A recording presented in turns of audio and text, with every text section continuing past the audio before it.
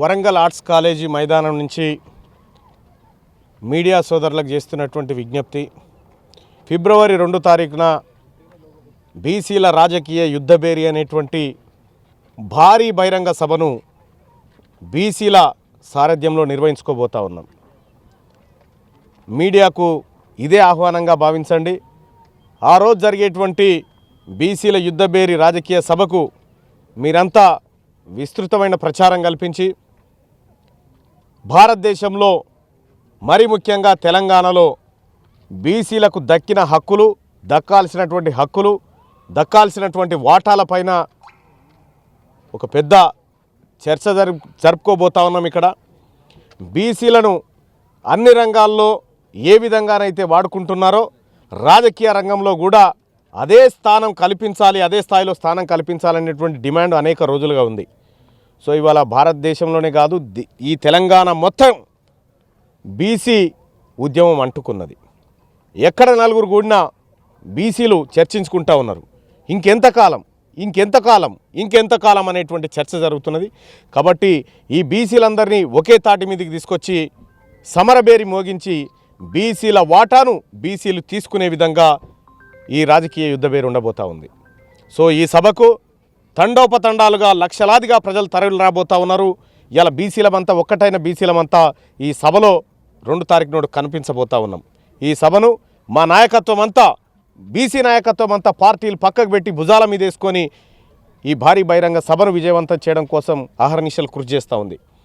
గత 4 రోజులుగా అనేక సంఘాలు, అనేక బీసీ యూనియన్లు, అనేక ఉద్యోగ సంఘాలు, అడ్వకేట్లు, డాక్టర్లు, ఉద్యోగస్తులు, ఎలక్ట్రిసిటీ ఎంప్లాయ్, ఇట్లా ప్రతి వర్గాన్ని కూడా సన్నాహక సమావేశాలు నిర్వహించి ఈ సభ సక్సెస్ కోసం మా నాయకత్వం అంతా అహర్నిశలు కృషి చేస్తూ ఉంది. అలాగే మీడియా సోదరులు, బీసీ జర్నలిస్టు సోదరులను కూడా ఆహ్వానితులుగా మేము మిమ్మల్ని పిలుస్తూ ఉన్నాం ఇక్కడికి.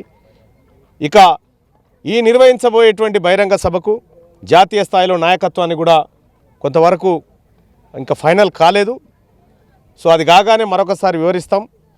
మొత్తానికైతే ఈ తెలంగాణ చరిత్రలో, ఉమ్మడి ఆంధ్రప్రదేశ్ చరిత్రలో కనీ విని ఎరుగని రీతిలో బీసీలంతా లక్షలాదిగా పుట్టబగిలి చీమలు వచ్చినట్టుగా ఈ ఆర్ట్స్ కాలేజ్ మైదానం నిండబోతూ ఉంది. ఇది మాత్రం గ్యారంటీ. అలాగే కొన్ని రిజల్యూషన్స్ కూడా ఈ వేదిక నుంచి మేమంతా పాస్ చేయబోతూ ఉన్నాం. ఇప్పటిదాకా మేనిఫెస్టోలలో మాకిస్తామన్న లెక్కలు చూసినాం. కానీ ఇప్పుడు బీసీలు మాకేం కావాలనో రిలీజ్ చేస్తారు. దాన్ని బట్టి పార్టీలు నిర్ణయం తీసుకోవాల్సినటువంటి పరిస్థితి. ఇంకంతేకాదు సోదరులారా, ఈ భారీ బహిరంగ సభ కోసం ఇప్పటికే సైకిల్ యాత్రలు ప్రారంభించడం జరిగింది. ఊరూరా కళా బృందాలు తిరుగుతూ ఉన్నాయి. ఎక్కడికక్కడ బీసీ నాయకత్వం అంతా సమాయత్తమవుతూ ఉన్నది. ఇవాళ బీసీలో ఉన్నటువంటి బీసీ కులాలన్నీ ముదిరాజు, యాదవ, మున్నూరు కాపు, పద్మశాలి, గౌడ, కుమ్మర, కమ్మర, నాయి బ్రాహ్మణ, రజక, ఇట్లా అందరూ కూడా, మరీ ముఖ్యంగా జమాతే ఇస్లాం కూడా ఇవాళ బీసీల సభ విజయవంతం చేయడం కోసం ముందుకు వచ్చి ఇవాళ ముస్లిం సోదరులు కూడా, బీసీ సోదరులు కూడా, వాళ్ళు కూడా ఈ సభను విజయవంతం చేయడం కోసం ముందుకు తరలి వస్తూ ఉన్నారు.